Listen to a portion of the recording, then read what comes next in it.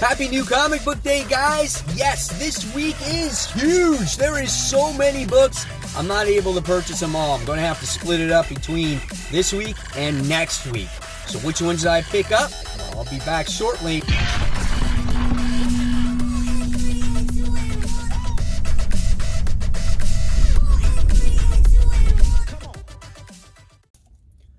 Hey comic book fans, welcome back to Comic Book Corner 2.0. And fans, you're back with me, your host, Mike Spider Slayer, getting ready to bring you Spider Slayer's comic book haul. This is episode 404. And fans, this is the video series where each and every week I show you what I picked up at the comic book store. And fans, at any time, if you like this video, give it a thumbs up. Subscribe to the channel, and don't forget to hit that bell so you don't miss any notifications from me. And when you hit that bell, make sure you receive all notifications. So, this week is freaking huge when it comes to comic books, okay?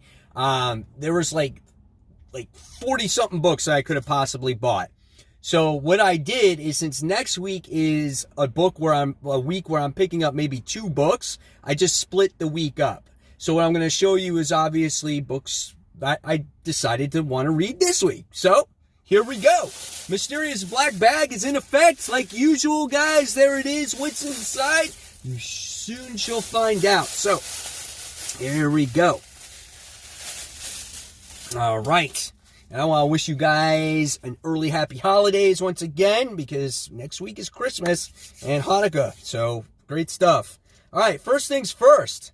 The conclusion, fans, of City of Bane, right? The last story, extra-sized epic finale. This is issue 85 of Batman. You got Bane, who's lying on the freaking floor. He looks like he's dead. And Batman's like, "You're dead, Bane. And I'm gonna kick your ass if you get back up again anyway. So, screw you."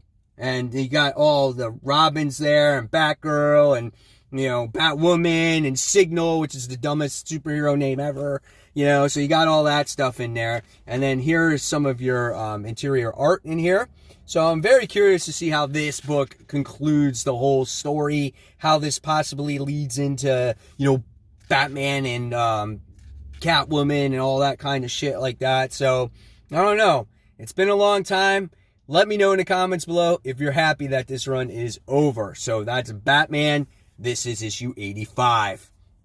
Next, we have a independent comic or image book, and this is from Family Tree. This is issue 2. The first issue was great, man. Jeff Lemire is writing this book, and the girl basically turns into a freaking tree. I mean, that's what's basically happening in this book.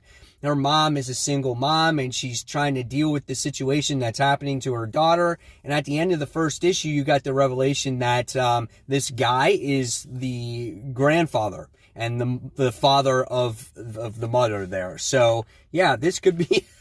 Look at it. This is what the girl has turned into? Is that her? Dude, what is up?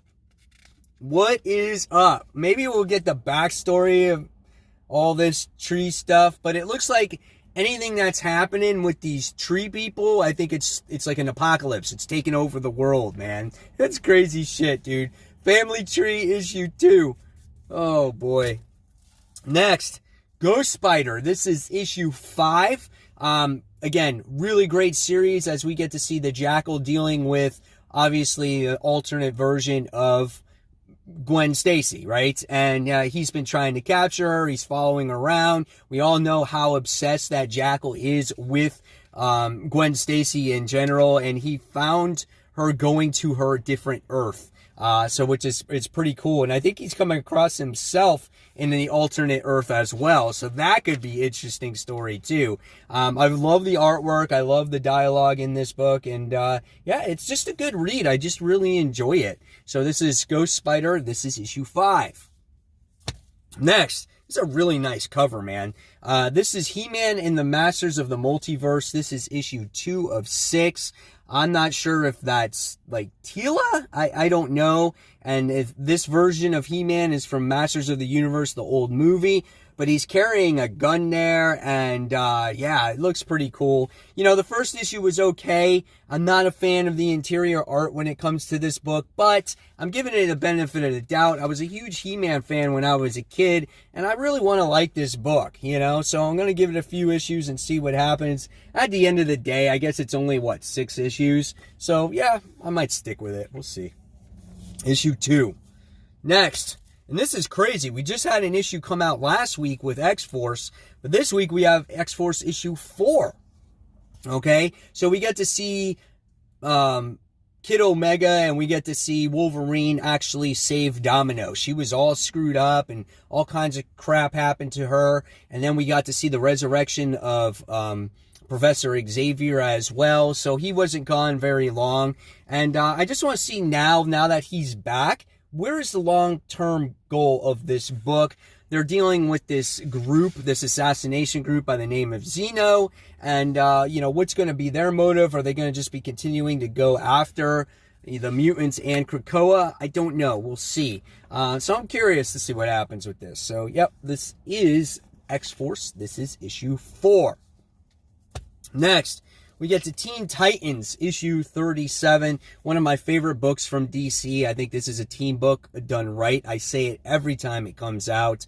I think you really should read this if you're looking for a good teen book and good artwork and great character moments in here. One of these characters in here by the name of Roundhouse, he's a phenomenal character. He's a guy that's actually kind of, you know, he's not really evil, but he kind of flipped sides on the group and whatnot. And then we get all these different types of characters in this book, and it's good. It's a lot of fun, and there's a lot of character growth. So Teen Titans, this is issue 37.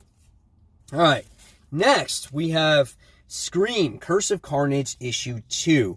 Now, I feel like this book is kind of like a mystery horror book. The first issue was really good. I thought it was better than the mini series. We get to see Andy, who was Mania at one time, and now she has the Scream symbiote, and she doesn't know what to do. She just feels she's lost. She wanted to commit suicide. Parts of her symbiote went into the ocean, and it looks like it resurrected a skeleton army. And I think her mother was killed because she went missing, and she became one of these symbiotes. And I think her father killed her mother because she was in an abusive relationship and the father couldn't take it anymore. I think that's what's going on in this book. I don't know. It's just a theory of mine based off of reading the first issue, but I would love it to be more in-depth like that, where it's dealing with Andy's parents and her past life, because we want to know more about this particular character. As of right now, we don't know that much about her, and she was introduced back when Colin Bunn was writing the Venom series. All right, so this is Scream. This is issue 2.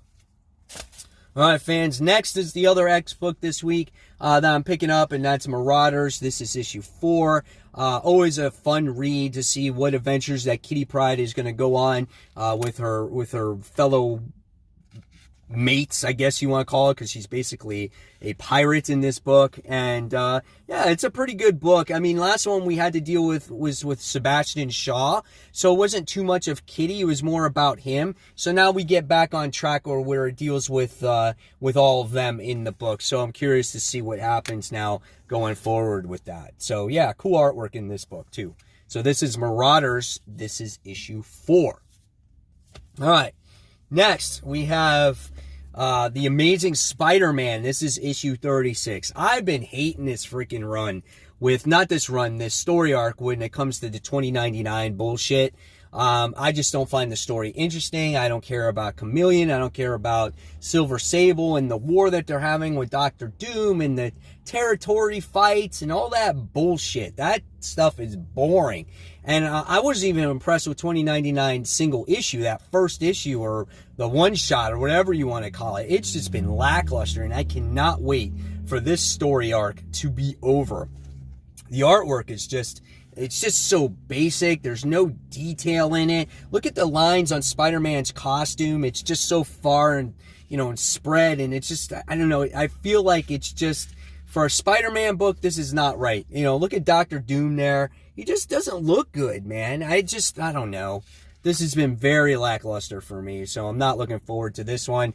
But I just wanted to buy it to get it out of the way for the week and not have to worry about it next week. And I hate saying that because you guys know, obviously, I'm a huge Spider-Man fan, right? But I'll be the first one to rip the shit out of this book because I'm so critical of Spider-Man. So, yep, Amazing Spider-Man issue 36. Now looking forward to it.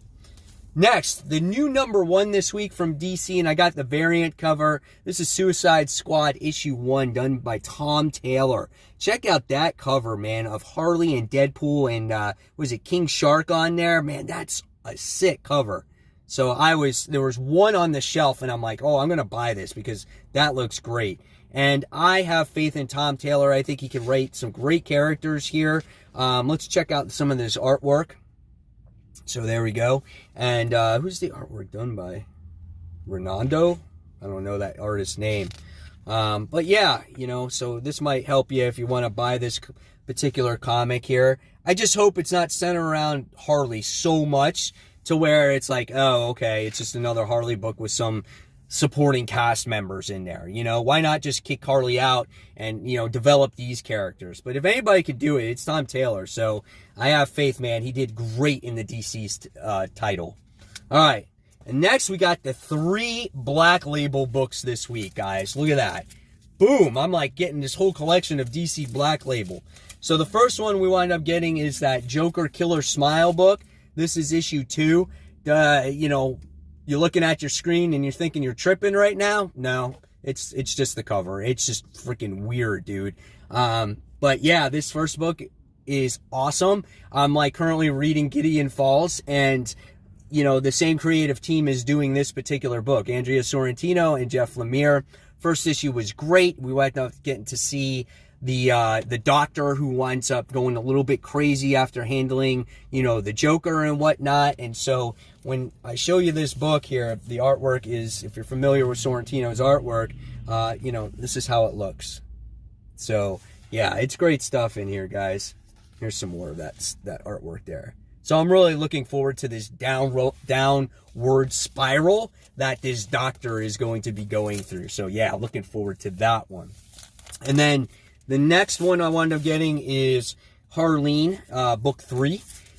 So I know some people are not a fan of kind of this retelling of Harleen and her origin and whatnot, but I find this story intriguing. I like it, and it's just one of those books where you got to sit down and read it, and don't read it with any of the other books. Just take this book and read it yourself for an entire day, and that's it. But I love the quality of this book. This book is so great. The cover is nice. Just the back of it is really good looking. And, it's flashy. It's just got great colors in there here.